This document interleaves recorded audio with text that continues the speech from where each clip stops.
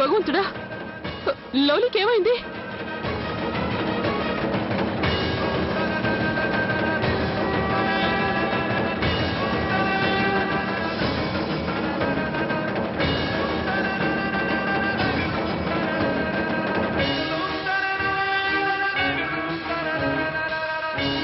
నైనా, లవ్లీని కాపాడు.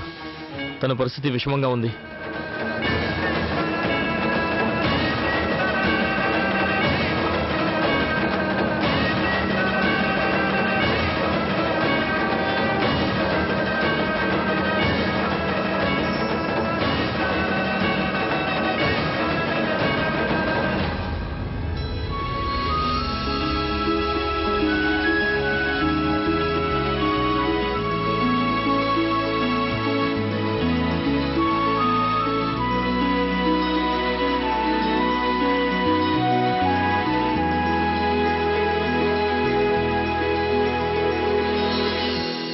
ఇన్నాళ్ళు స్వార్థంతో మనుషులు గుడ్డివాళ్ళైపోతారనుకున్నాను.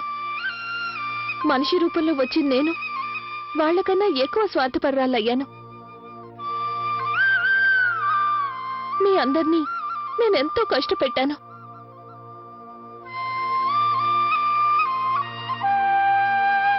మీరు నన్ను క్షమించండి. నాయనా, నువ్వు క్షమాపణ అడగాల్సిన అవసరం లేదమ్మా. నువ్వు చేసిన తప్పేంటో నువ్వు తెలుసుకున్నావు, పశ్చాత్తాపడ్డావు. అంతకన్నా ప్రాయశ్చిత్తం లేదు. నువ్వు మా అందరి ప్రాణాలు కాపాడడం చూసి నిన్ను ఆ భగవంతుడు క్షమించి తీరుతాడు. అవును నైనా, నువ్వు గనక సహాయం చేయకపోతే ఈ రోజు మేము లవ్లీని కోల్పోయేవాళ్ళం. నీకు చాలా చాలా ధన్యవాదాలు. నువ్వు చేసిన మేలు ఈ జన్మలో మర్చిపోలేను. నాయనా, థ్యాంక్స్. నువ్వు నాకు కొత్త జీవితాన్ని ప్రసాదించావు.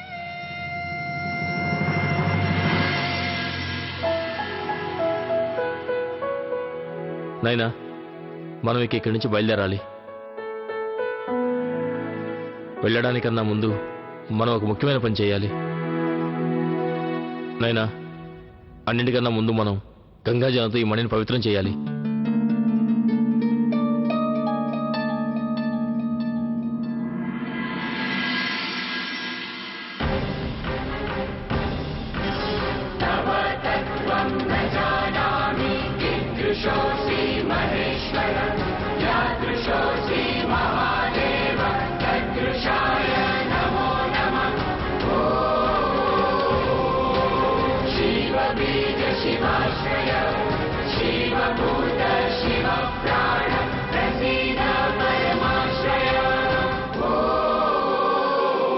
ఇప్పుడు ఈ మణి పవిత్రమైంది. మేము బయలుదేరుతాం. ఆ భగవంతుడు మిమ్మల్ని అందరినీ చల్లగా చూస్తాడు. అవును లవ్లీ, నువ్వు సాయం చేయకుండా ఉంటే నేను ఈ మణిని రక్షించగలిగేదాన్నే కాదు. మిమ్మల్ని అందరినీ నేను ఈ జన్మలో మర్చిపోలేను. ఇక మేము బయలుదేరుతాం. ఆ భగవంతుడి దయ మీకుంటుంది.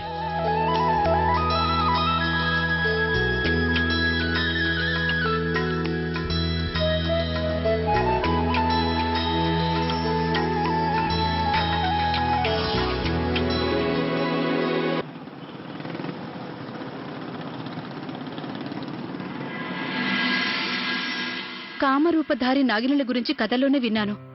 తను మనింట్లోనే ఉన్నా మనకెవ్వరికీ తెలియలేదు. తన గురించి ఆలోచించినప్పుడల్లా నాకు కాళ్ళు చేతులు వణుకుతున్నాయి. నేనిప్పటికీ నమ్మలేకపోతున్నాను. మనం పుస్తకాల్లో చదివిన కథలు, సినిమాల్లో చూసిన కథలు మన జీవితంలో కూడా జరుగుతాయని. గౌరీ, జరిగిందంతా ఒక పీడకలనుకుని మర్చిపో. పీడకలే కదండి, ఆ పరమశివుడి దయవల్ల బ్రతికిపోయాం.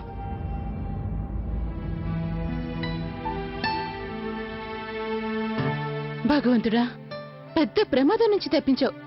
నైనా మా కిట్టుగారికి నయం చేసి వెళ్ళిందో లేదో తెలియట్లేదు. అసలు నాకే గనక నయనుకునే శక్తులుండుంటేనా నేను మా కిట్టుగారిని ఇంతకు ముందులాగే మార్చేసేదాన్ని. వద్దులే, పైజామా కుర్తాలకు బదులుగా నేను మా కిట్టుగారికి కొత్తగా కోటు వేసేదాన్ని. చూడటానికి స్టైల్ గా ఉంటే కిట్టుగారు. అప్పుడు నన్ను స్టైల్ గా అయినా మీనాక్షిదేవి గారు అని పిలుస్తారు. మీనాక్షిదేవి,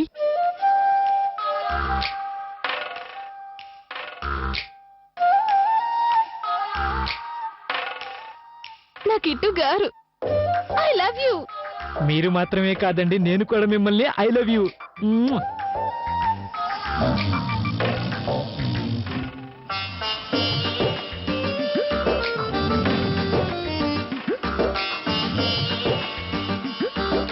నిద్రపోతున్నప్పుడు మా కిట్టు గారు ఎంత ముద్దొస్తారో.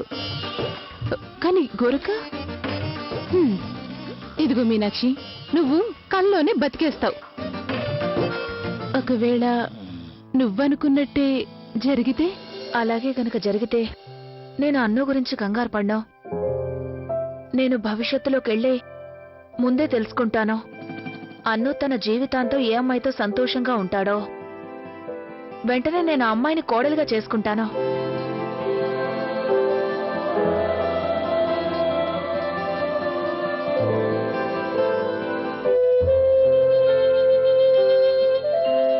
ఏ లోకంలో ఉన్నావు కమలా? అను ఇంకా స్కూల్ పిల్లాడే. నువ్వు ఇప్పటి నుంచే వాడి పెళ్ళాం పిల్లలు అని ఆలోచిస్తున్నావేంటి? ఎంతైనా తల్లిని కదా, మీకు అర్థం కాదులేండి. ఎస్, అది ఎస్.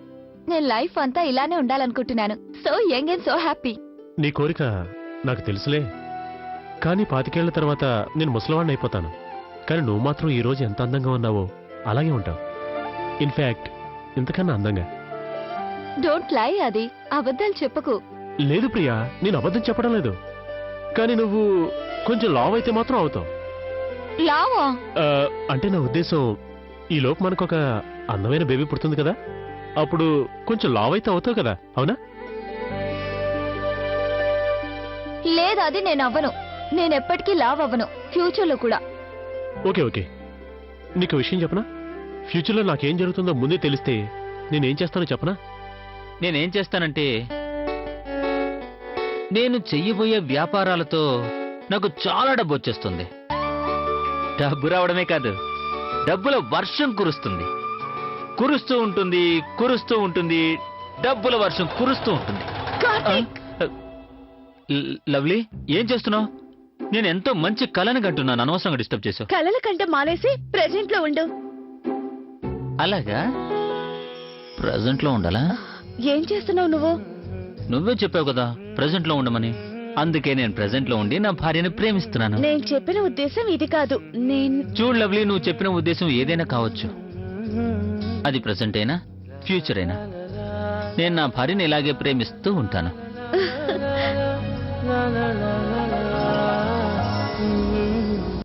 అత్తయ్య, నిన్న రాత్రి పార్టీ ఎలా జరిగింది? పార్టీ ఎలా జరగాలో అలాగే జరిగింది.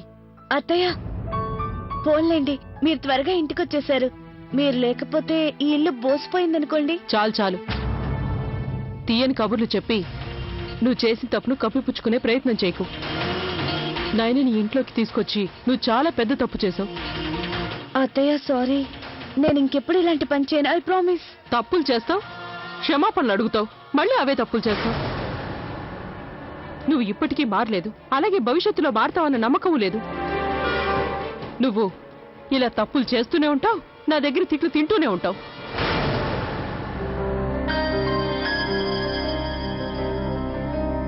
అత్తయ్య, మీరెప్పుడు ఇలా తిడుతూనే ఉండండి. అలా తిడుతున్నా కూడా దాంట్లో నాకు మీ ప్రేమే కనిపిస్తుంది.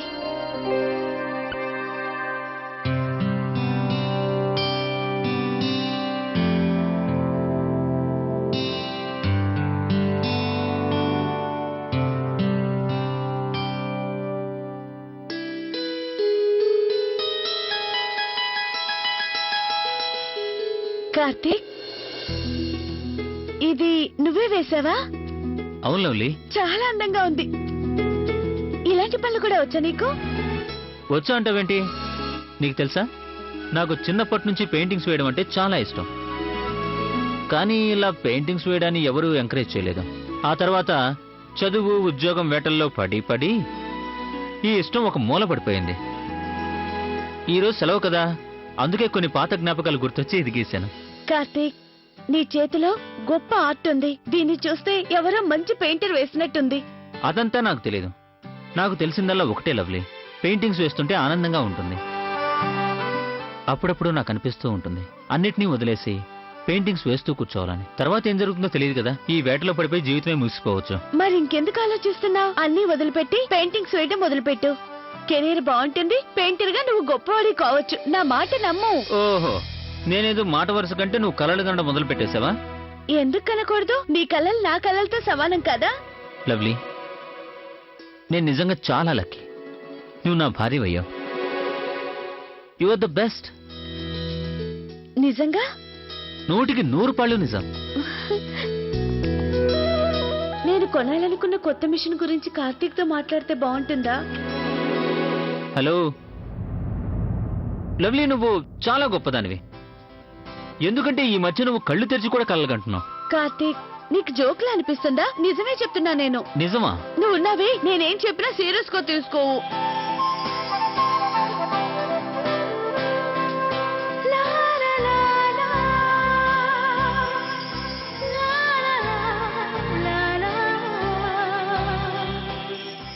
ముని నన్ను పట్టుకో పట్టుకో పట్టుకో పట్టుకో ముని పట్టుకో నన్ను.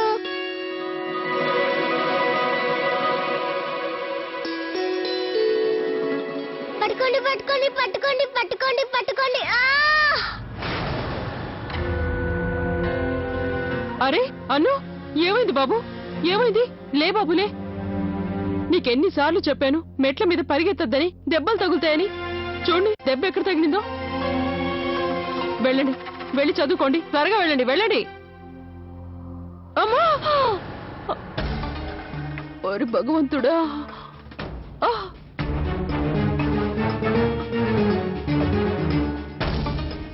అమ్మా నొప్పి. అమ్మా గౌరీ, ఉన్నట్టుండి ఇంత నొప్పి ఏంటి? అమ్మా, అమ్మా ఏమైందమ్మా? ఏం లేదు కార్తీక్, మెట్లు దిగుతుంటే కాలు పట్టేసినట్టయింది. ఏంటమ్మా ఇది? జాగ్రత్తగా ఉండాలి కదా. లే, పైకి లే. నిదానంగా మెల్లగా, బాబు. నిదానంగా. కొద్ది రోజులుగా నొప్పి అనిపిస్తుంది, కానీ ఈ రోజు ఉన్నట్టుండి ఇలా దా, మెల్లిగా.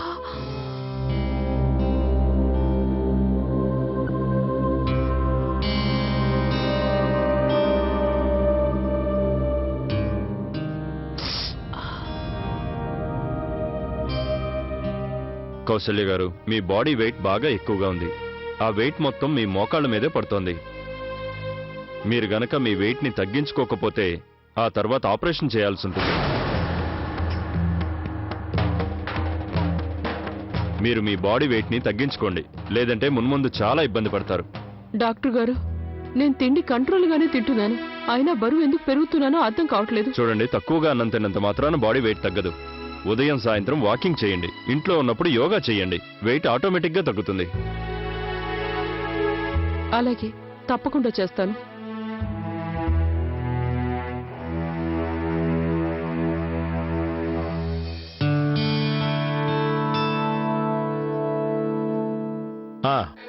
విన్నావు కదా డాక్టర్ గారు ఏం చెప్పారు? నేను చెప్పినప్పుడల్లా కోపంతో ఉరిమి చూసి నా నోరు ముయించేదానివి. ఇప్పుడు ఎలా చేయదో చూస్తాను. చూడు, రేపు ఉదయం నుంచి నువ్వు నాతో పాటు వాకింగ్ రాక తప్పదు కౌసల్యాదేవి.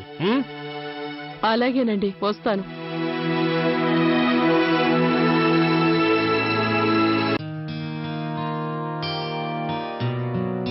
నా వల్ల కాదండి.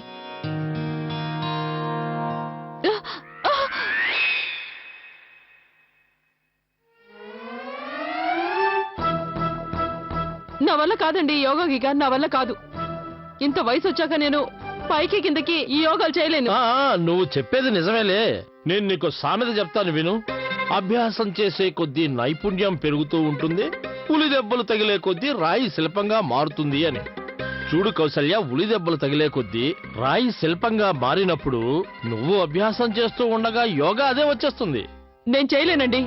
నా వల్ల కాదంటే కాదంతే. నేనేం చిన్నపిల్లలు కాదు.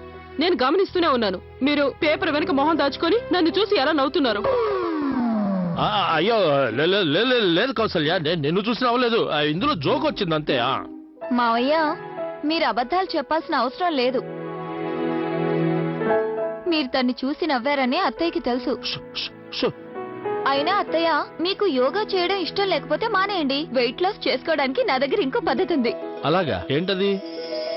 ఏంటి? Exercising machine. ఎప్పుడు కావాలంటే అప్పుడు షూస్ వేసుకొని వాకింగ్ చేయడమే, ఆటోమేటిక్ గా వెయిట్ లాస్ అవుతుంది.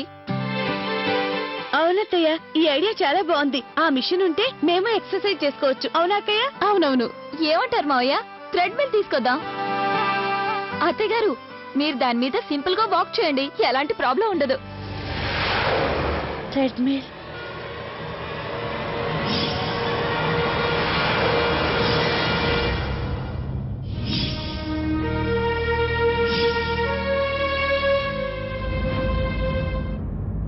లవ్లీ, అనవసరమైన విషయాలకు కంగారు పడకు. అది ఒక పీడకల అంతే, అంతకన్నా ఏం లేదు. ఏం ఆలోచిస్తున్నావు లవ్లీ? థ్రెడ్మిల్ కొనుక్కుందామని అత్తయ్య గారు చెప్పు, మనం అందరం కూడా ఎక్సర్సైజ్ చేసుకోవచ్చు. చెప్పు లవ్లీ. అవునత్తయ్య, చాలా బాగుంటుంది, అందరికీ ఉపయోగమే. ఏమంటారు అక్కయ్య? నా మాట వినండి అత్తయ్య గారు, ఒప్పేసుకోండి. సరే, అలాగే కానివ్వండి, నాకేం అభ్యంతరం లేదు. తీసుకురండి, మీరు ఏది చెప్తున్నారో అది. ఏమంటారండి? భలేదండి, నీకు అభ్యంతరం లేకపోతే నాకు మాత్రం ఏముంటుంది చెప్పు. సరేనమ్మా, ట్రెడ్మిల్ తీసుకోండిరా.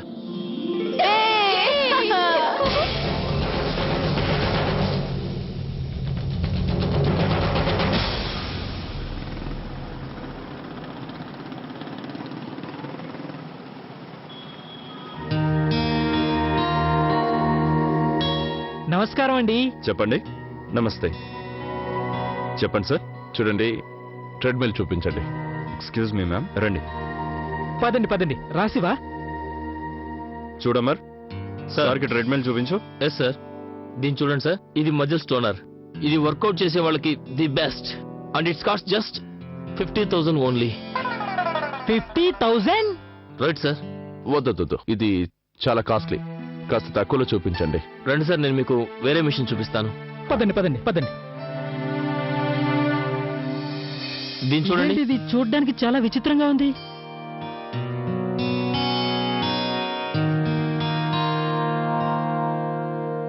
ఇదిగోండి, దీని రేట్ ఎంత?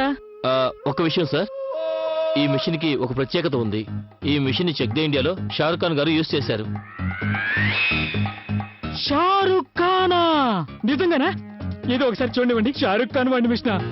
మీకు తెలుసా, షారుఖ్ ఖాన్ అంటే మా మీనాక్షికి ప్రాణం. బాగుంది, చాలా బాగుంది. దీన్ని మేమే తీసుకుంటాం. వద్దు కిట్టన్నయ్య, ఇది చూడడానికి పాతదిగా ఉంది, కండిషన్ లో కూడా లేనట్టుంది.